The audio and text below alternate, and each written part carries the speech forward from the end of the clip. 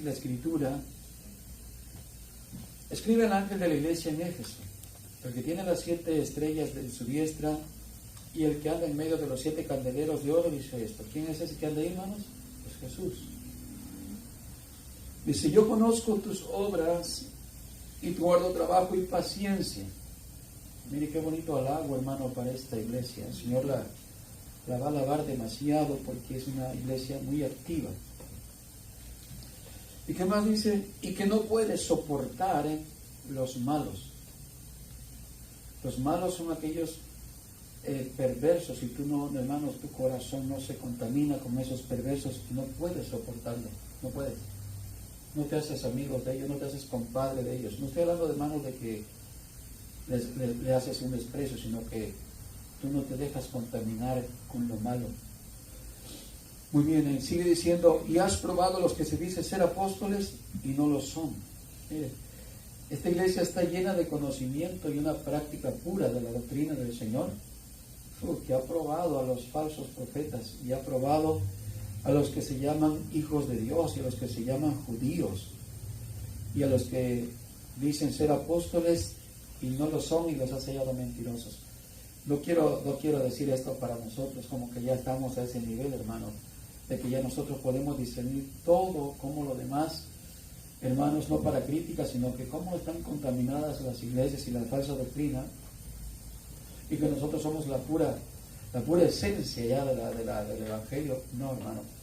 Sin embargo, quisiera acomodarnos un poquito de ánimo diciendo, hermano, vamos aprendiendo algo sobre eso. Sí. Vamos aprendiendo por la gracia del Señor.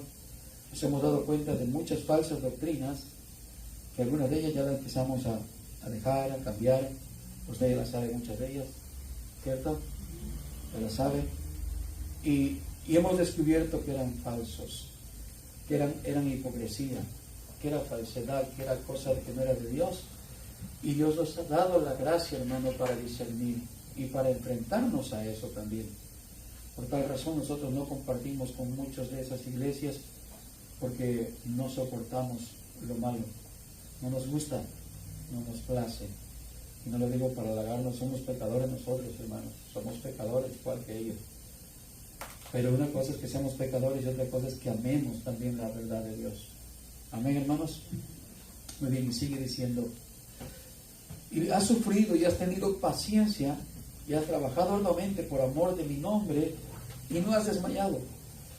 Pero tengo contra ti que has dejado tu primer amor. Recuerda, por tanto, de dónde has caído y arrepiéntete y haz las primeras obras, por si no, vendré pronto a ti y quitaré tu candelero de su lugar si no te hubieras arrepentido. Pero tienes esto, que aborreces las obras de los nicolaitas, los cuales yo también aborrezco. Los nicolaitas se refiere a jerarquías, no solamente como el catolicismo, sino mucho rama del cristianismo. Esa jerarquía que se le da, hermanos, hasta idolatría al hombre, nombramientos. Verso 7 dice: el que tiene oído, oiga lo que el Espíritu dice a las iglesias. Al que venciere, le daré de comer el árbol de la vida, el cual está en medio del paraíso de Dios. Está ahí, hermano, tome su lugar. Muy bien, quiero repetir el verso 4, que dice: pero tengo contra ti que has dejado tu amor más alto, la caridad. Es una versión de la NTV. Esta nos va a dar una luz, una claridad para entender el mensaje que Dios le está hablando a la iglesia Éfeso. Cuando yo leí esta escritura de Apocalipsis, dije yo: Señor, ¿está hablando a la iglesia primitiva? Porque la iglesia primitiva, ¿cómo empezó, hermanos? Llena de amor, ¿cierto? Lleno de compañerismo. ¿Cómo hacían los hermanos cuando había necesidad? Dice que todos unánimes, los que tenían posesiones, no decían tener algo, sino que venían y compartían lo que tenían. Vendían algún terreno, tenían 2, 3 terrenos, una casa, 2 casas. Y cuando ellos sentían ese amor de igualdad, de unidad, de ver por el necesitado y el pobre que ha habido todas las etapas de la humanidad, Jesús dijo: los pobres siempre los tendréis, siempre va a haber pobres, ¿no? No es ninguna maldición, es algo común, algo natural. Y en la iglesia primitiva sucedió que cuando había todo este tipo de necesidades, había hermanos con posesiones, terrenos, cosas. Y las vendían, y por amor a los hermanos, no era dinero para los apóstoles, no era para decir, mira hermano, ahí está el apostolado, cómo el apóstol tiene que recibir de los miembros cosas y terreno y casas y dinero y importe. No, eso era para los creyentes pobres, era para los necesitados. Y dice que trayéndolos a los pies de los apóstoles, después ellos los ministraban y le repartían a cada uno según su necesidad, y nadie pasaba hambre, nadie pasaba necesidad. ¿Por qué? Porque era una iglesia llena de doctrina, llena de obras de fe, llena de prodigios y milagros incansables. Esta iglesia era una iglesia de arduo trabajo. Yo cuando lo empecé leyendo, dije yo, ¿qué falla voy a hallar en la iglesia para poder así también ministrarnos nosotros? ¿En qué podemos estar fallando nosotros como hijos de Dios? Voy a ver la falla de la iglesia en Éfeso y veo que el Señor la empieza alabando. La empieza diciendo que Él conoce sus obras y su arduo trabajo, dice el verso 2, y paciencia. Es una virtud, la paciencia es una virtud de la fe. La fe produce paciencia. ¿Sí? Pero en el versículo 3 también dice, y has sufrido, y has tenido paciencia, y has trabajado arduamente por amor de mi nombre. Fíjese, nuevamente que sigue teniendo obras y más obras, y que no ha desmayado, hermanos. Sigue teniendo mucho esfuerzo. Incluso, hermanos, se puede decir que las obras postreras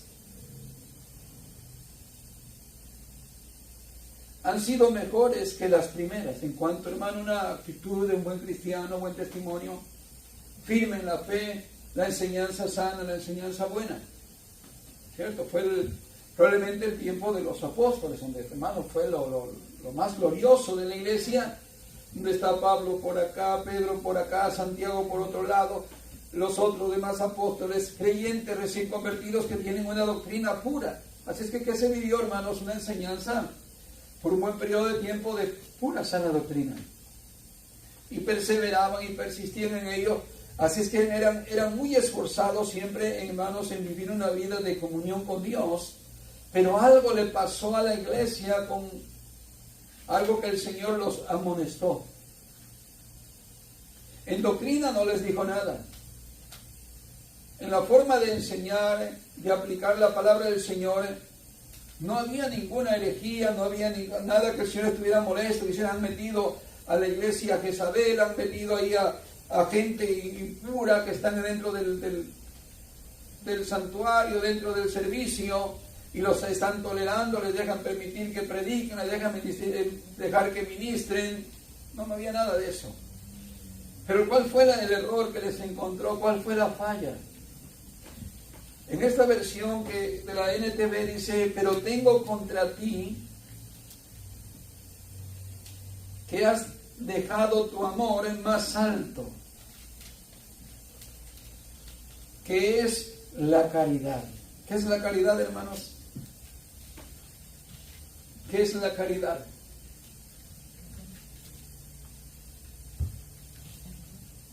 Ayudar al necesitado, dar al que tiene hambre.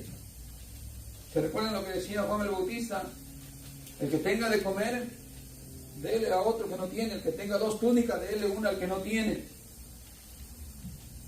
A eso se está refiriendo cuando has dejado tu primer amor.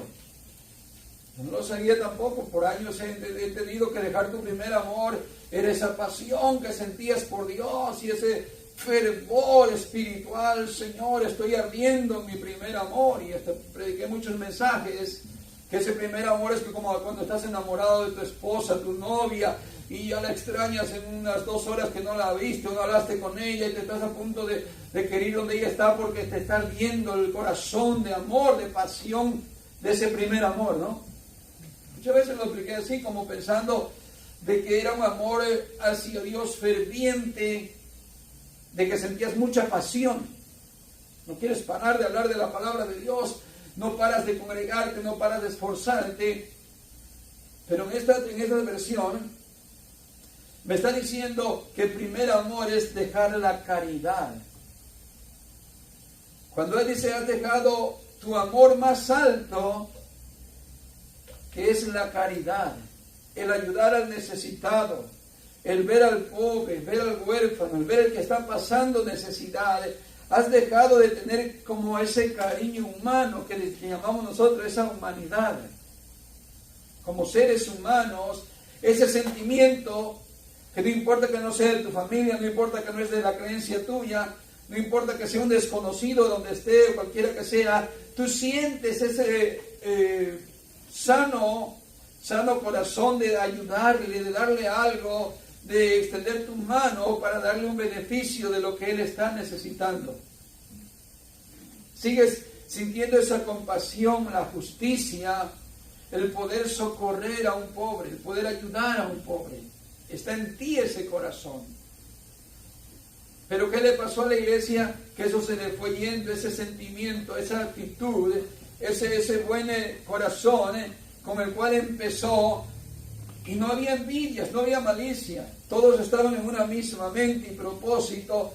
Quien tenía, decía, yo tengo, compártanlo, tenga, aquí los traigo. Por eso era conocido como hijo de consolación, era el símbolo de este nombre del acompañante de Pablo. ¿Se recuerdan cuál era el nombre? El que era muy amigo de Pablo y siempre iba a predicar a muchos lugares. ¿Cómo se llamó? Se me olvida este nombre. ¿Quién era? Bernabé. A ellos el Espíritu Santo los apartó para que fueran a predicar juntos y oraron por ellos los hermanos de Jerusalén. Es Bernabé, su nombre es hijo de consolación. Y dice que un día vendió su heredad, vendió una casa y la trajo también a los pies de los apóstoles. Y por eso decían que amaban mucho a Bernabé, porque era ese hijo de consolación. Ay, ese Bernabé es bien dadivoso. Todos los hermanitos pobres. Fue Bernabé que trajo hoy el importe de lo que vendió. Y de ahí todos estamos comiendo. Hijo de consolación. ¿Sí? Entonces, ¿qué vemos ahí? Que había una gran unidad, un gran amor. Pero pasó el tiempo, hermanos, y como que se fue ese sentimiento. Y más aún, ustedes saben, vino persecución a la iglesia. Probablemente todo aquello que ellos tenían se fue, hermanos, consumiendo. Se fue gastando.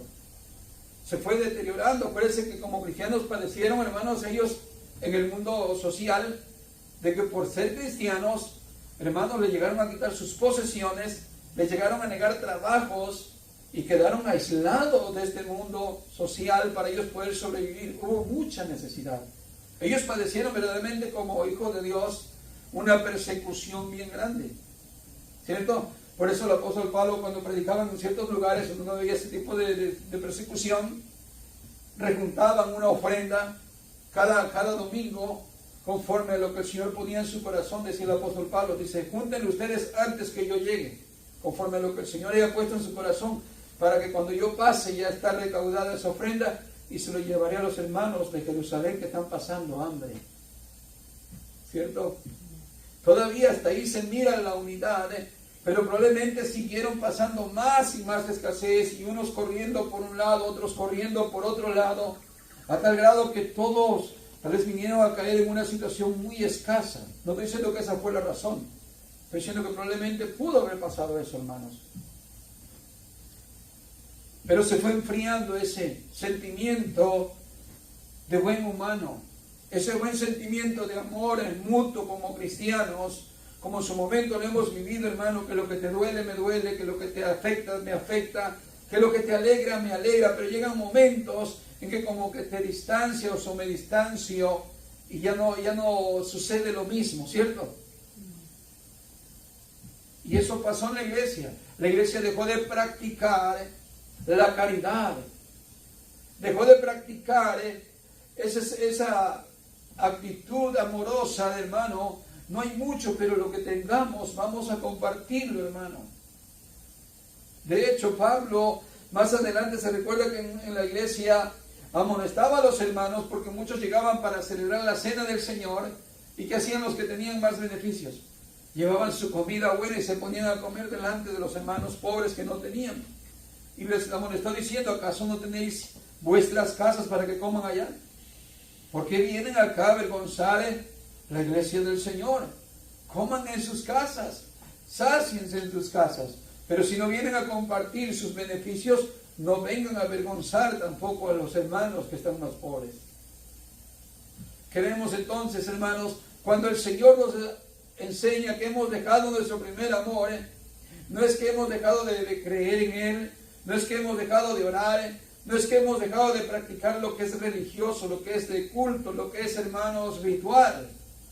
Es más, probablemente estamos siendo más mejor enseñados cada día por el Señor en cuanto a lo doctrinal. Y estamos corrigiendo muchos errores y pecados que estamos dejando. Pero que el Señor le demandó a la iglesia, hermanos, de seguro puede afectar en todos los tiempos a la humanidad y no solamente en las iglesias. O no solamente en el mundo, sino aún en las iglesias. Esta unidad de armonía, de amor, que el Señor Jesús dijo: en esto conoceréis que sois mis discípulos. ¿En qué? En que os améis unos a otros. En esto conocerá el mundo que ustedes son mis discípulos, y en esto serán ustedes conocidos por ustedes mismos, en que se aman unos a otros. ¿Cierto? Es una evidencia, hermanos, de que cuando no solamente guardamos los mandamientos del Señor y vivimos obedeciendo al Señor en todo, y también cumplimos con este mandamiento que es casi uno de los mayores mandamientos. ¿Se recuerda lo que Jesús dijo acerca del primer mandamiento? Cuando el hombre le dijo: ¿cuál es el mayor y gran mandamiento, maestro? Amarás al Señor tu Dios sobre todas las cosas. Amarás con toda tu fuerza, con tu alma, tu mente, y a tu prójimo como a ti mismo. Que nos da a entender que el amar a nuestro prójimo nos va a dar a entender que somos hijos de Dios, y no tener solamente una religiosidad y una máscara de que somos creyentes. Yo practico cualquier religión, salgo de aquí de la religión, salgo del local, salgo de la iglesia local, pero mi vida no es ni siquiera tener una buena conducta de vida fuera de lo que es la iglesia, sino que aparte a mí no me interesa el mundo cómo está. Si ellos están muriendo de hambre, si ellos están haciendo cualquier cosa, yo estoy ajeno de ello, ni me interesa, ni me importa. ¿Por qué entonces? Porque si eso tengo, yo solamente lo que tengo es una religiosidad. Y no tengo amor en mi corazón, no tengo compasión por nadie, no tengo nada de humanidad, ni mucho menos de Dios. Porque Dios es amor. Y la Biblia dice claramente que el que no ama, no conoce a Dios. Porque Dios es amor. ¿Cierto, hermanos? Miren lo que dice en Mateo 24 y el verso 9 en adelante. Veamos ahí rápidamente Mateo capítulo 24 y el verso 9. Entonces os entregarán a tribulación y os matarán y seréis aborrecidos de todas las gentes por causa de mi nombre. Es cuando venga lo insensible, cuando venga lo inhumano. Dice: muchos tropezarán entonces y os entregarán unos a otros, y unos a otros os aborrecerán. Y muchos falsos profetas se levantarán y engañarán a muchos. Y por haberse multiplicado la maldad, otra vuelta, aquí está la palabra el amor, pero tradúzcalo a caridad. Y por haberse multiplicado la impiedad, lo perverso, la maldad, ¿qué va a suceder? La caridad de muchos se enfriará. La caridad, esa compasión, esa justicia, esa misericordia, ese sentimiento, hermanos, de que cuando miras a alguien Si está en tu mano el poder hacer algo, no te detienes. No retienes tu mano. Pero hoy en día, hermano, no solamente se retiene la mano. Mire cómo se ha enfriado la caridad en el mundo. En el mundo universal, en el mundo secular. La maldad cada vez se pone peor. La gente es menos humana. Se ama más un perro, un gato, que un humano. ¿Cierto? Se dan leyes para proteger los animales. Si alguien está golpeando a su perro o su gato de su casa y lo escucha el vecino, es capaz de llamar a los protectores de animales y le van a dar una multa, por lo menos por estar maltratando a su perro o su gato. Pero se ha aprobado el aborto matando al bebé desde el vientre de su madre. Mira lo inhumano.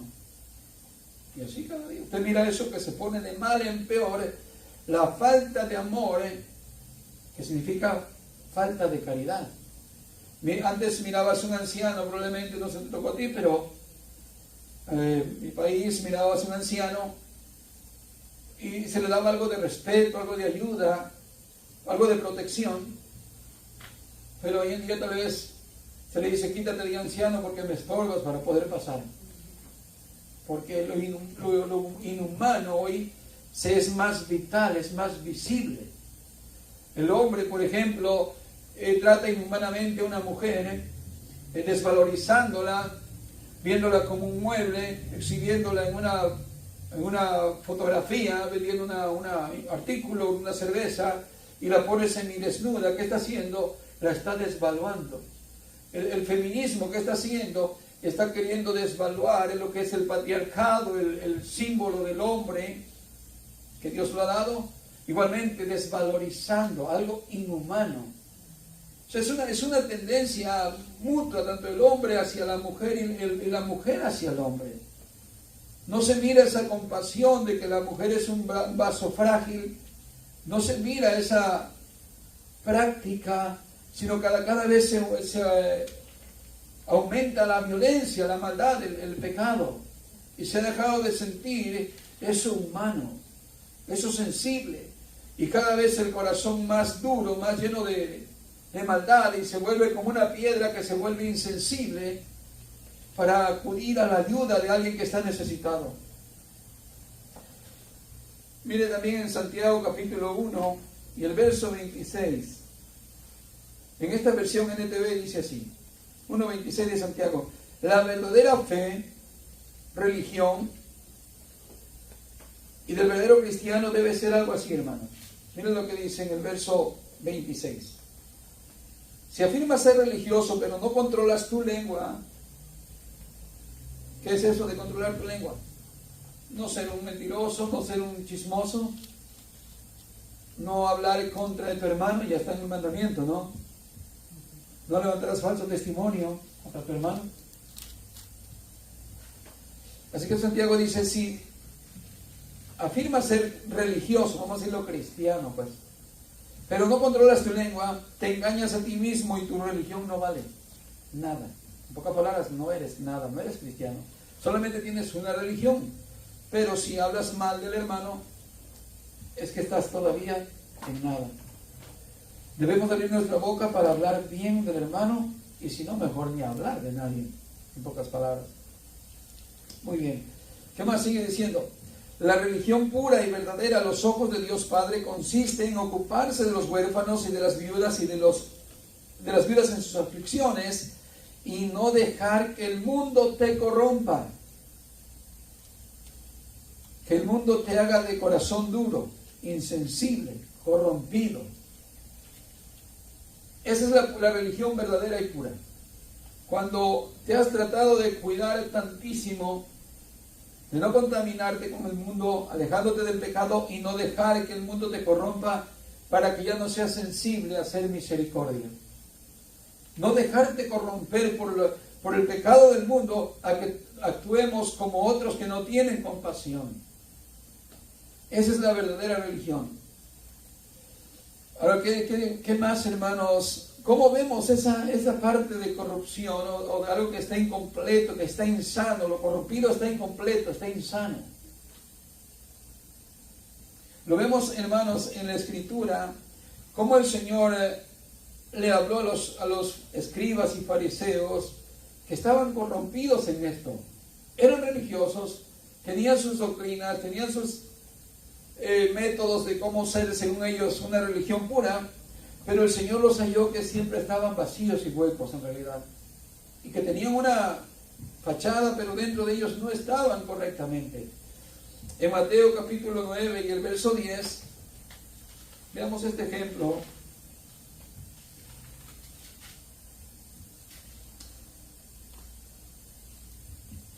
A ver.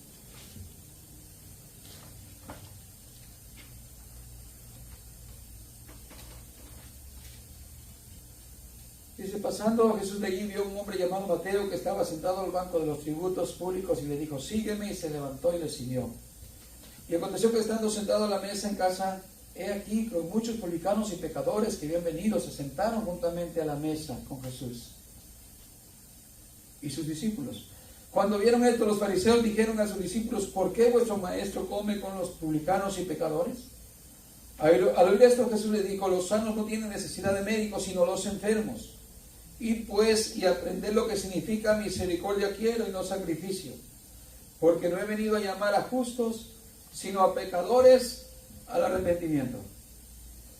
A ver, ¿qué tenían de característica como algo corrompido los fariseos y los escribas? No estoy diciendo que todos en global, ¿no? Pero aquí estos que están ahí en esta historia con Jesús, ¿qué hacen mención? Que por qué Jesús está comiendo con gente pecadora, gente ladrona, porque ellos eran muy limpios, ellos eran muy arregladitos por fuera, y también la costumbre era que no se juntaban con los pecadores, con cualquier pecador, se contaminaban ellos. No podían juntarse con los pecadores. En otras palabras, podían ver a alguien que estaba ahí tirado, como la historia, la anécdota de aquel que fue asaltado. ¿Se recuerda aquel que bajaba de Jerusalén y fue asaltado y lo dejaron medio muerto? Y pasó el levita, pasó el sacerdote, todos ellos fariseos y escribas, doctores de la ley, religiosos. Y nadie de ellos usó de misericordia. ¿Por qué? Porque seguramente era un publicano, era un pecador. No podían contaminarse según ellos. Ya estaban bien contaminados, corrompidos. Y Jesús les da el ejemplo y dice, pero pasó un publicano. ¿Quién es un publicano? Un samaritano, perdón. Un mixeado, es un corrompido. Para el judío, el samaritano era alguien que ya no era el legítimo judío, ya no era sino una mezcla de paganismo y algo de judío, pero en fin, ya no era puro. Ellos lo miraban con desprecio y decían, los samaritanos son pecadores, los publicanos son impuros. Y Jesús precisamente les pone el ejemplo de un impuro pasa delante de aquel hombre herido, necesitado, y ¿qué es lo que hace? Lo que hace es ayudarle, lo que hace es curarle las heridas, lo que hace es levantarlo y llevarlo al mesón, al hotel, para que lo cuiden bien y se hace cargo de todas sus necesidades. ¿Y qué fue lo que dijo Jesús en esa enseñanza? Ves y haz tú lo mismo, le dijo a aquel joven que le preguntó quién era su prójimo. Y cuando lo entendió le dijo, bueno, ves y haz tú lo mismo. Bueno, lo que está diciendo el Señor, hermanos, es que si somos como los fariseos y los escribas, que solamente practicamos una religiosidad, pero dejamos de practicar, hermano, lo que es el amor, lo que es la compasión, lo que es la misericordia. Tenemos simplemente una religión nada más, ¿cierto? Si dejamos de practicar la caridad, ¿qué le dijo Jesús a los discípulos? Si vuestra justicia no fuese mayor que la de los escribas y los fariseos, tampoco vosotros entraréis en el reino de Dios. Porque ellos dicen y no hacen. ¿Se entiende? Creen que son, pero no lo son. Y nosotros no tenemos que confesar una religión muerta, tenemos que tener obras de que somos hijos de Dios. Que sean las evidencias que nos delaten que en quién hemos creído. Ahora, hermanos, es bien grave, hermanos, este punto. Dirán, hermanos, pero ya he creído en Jesús, ya he creído en el Señor, ya soy salvo, no creo que eso me afecte en nada. Bueno, según la Biblia es algo muy estricto de parte de Dios, que Dios nos los demanda, hermano, y aún hay consecuencias si no lo hacemos. Como todo lo que es pecado, hermano, si no lo dejamos de hacer, hay consecuencias. En Éxodo capítulo 22, el verso 21, si puede ir ahí conmigo, prontamente, Éxodo 22, verso 21 dice así: el Señor da leyes como para proteger al pobre, al necesitado, al extranjero. De hecho, parte de los diezmos que se recaudaban en el tiempo de la ley eran para proteger a los pobres, a los huérfanos, a las viudas. Verso 21. Y al extranjero no engañarás, ni angustiarás, porque extranjero fuisteis vosotros en la tierra de Egipto. A ninguna viuda ni huérfano afligiréis, porque si tú llegas a afligirles y ellos clamaren a mí, ciertamente oiré yo su clamor. Y mi furor se encenderá y os mataré a espada, y vuestras mujeres serán viudas y huérfanos vuestros hijos. Cuando prestares dinero a uno de mi pueblo, al pobre que está contigo, no te portarás con él como logrero, ni le impondrás usura. Usura es prestar con interés, con intereses. No prestarás con intereses a tu hermano, dice. No intereses, puedes hacer negocio con otro, pero no con tu hermano. Muy bien, sigue diciendo: si tomares en prenda el vestido de tu prójimo, a la puesta del sol se lo devolverás, porque solo eso es su cubierta, es su vestido para cubrir su cuerpo. ¿En qué dormirá? Y cuando él clamare a mí, yo le oiré, porque soy misericordioso. Miren, hermanos, lo que no es hacer justicia.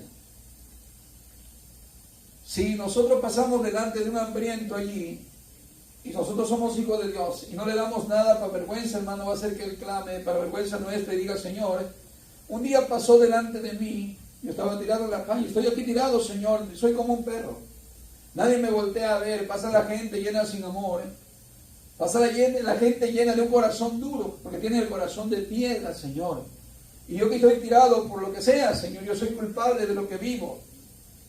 Pero mira, Señor, ahí pasó alguien que se dice ser creyente, que probablemente sea un hijo tuyo, pero ni siquiera volteó a verme y dijo: así estás porque así quisiste y te lo buscaste.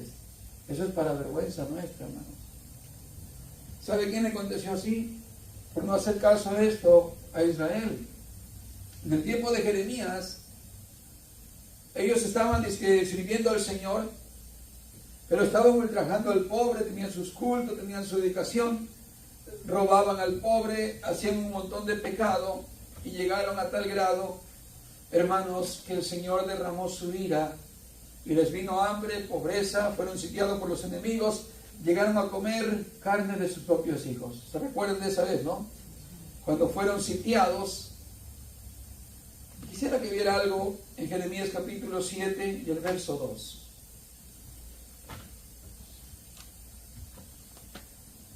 Bueno, desde verso 1.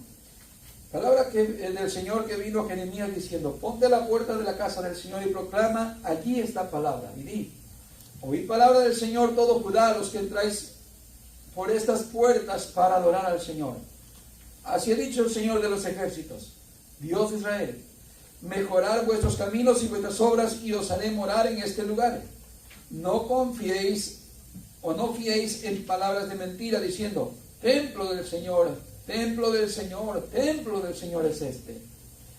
Pero si mejorareis cumplidamente vuestros caminos y vuestras obras, y con verdad hicieres justicia entre el hombre y su prójimo, y no oprimieres al extranjero, al huérfano y a la viuda, ni en este lugar derramareis la sangre inocente, ni anduviereis en pos de dioses ajenos para mal vuestro, os haré morar en este lugar, en la tierra que di a vuestros padres para siempre. He aquí, vosotros confiáis en palabras de mentira, que no aprovechan, hurtando, matando, adulterando, jurando en falso, incenciando a Baal y andando tras dioses extraños que no conocisteis. Vendréis y os pondréis delante de mí en esta casa sobre la cual invoqué mi nombre, y diréis: librados somos para seguir haciendo todas estas abominaciones. ¿Es cueva de ladrones delante de vuestros ojos esta casa, sobre la cual es invocado mi nombre? He aquí que también yo lo veo, dice el Señor. En eso habían convertido también la casa del Señor en una cueva de ladrones. Y según ellos, según la idea, es que iban a ser librados porque ellos estaban ahí en la casa del Señor, templo del Señor, la iglesia del Señor. Hoy podemos pensar algo similar.